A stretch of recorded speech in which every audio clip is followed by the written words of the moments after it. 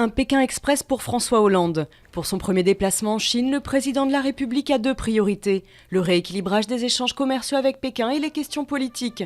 Premier dirigeant occidental à être reçu par le nouveau numéro 1 chinois Xi Jinping. Il a 37 heures pour séduire. Près de 60 patrons français font également partie du voyage. Triste record, avec 3 224 000 demandeurs d'emploi sans activité, la France dépasse le seuil historique de janvier 1997.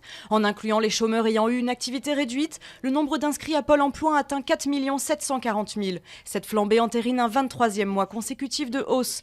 Face à ce défi, François Hollande a appelé au rassemblement du pays, mais côté syndical, l'heure est au pessimisme.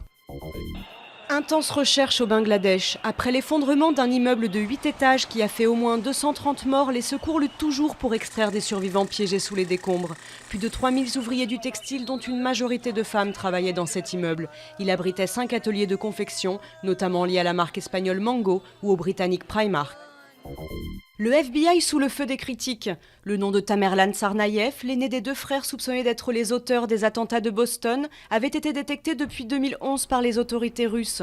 D'après les premiers mots de son frère hospitalisé, il serait le cerveau des explosions qui ont fait 3 morts, 200 blessés. Pour Vladimir Poutine, cet attentat doit pousser Russie et États-Unis à lutter ensemble contre le terrorisme. Il a 40 ans et plus tout à fait la cote. Long ruban de 35 km autour de la capitale qui accueille plus d'1 million de véhicules par jour, le périphérique parisien est devenu synonyme de bruit et de pollution pour les quelques 100 000 riverains qui vivent à ses abords.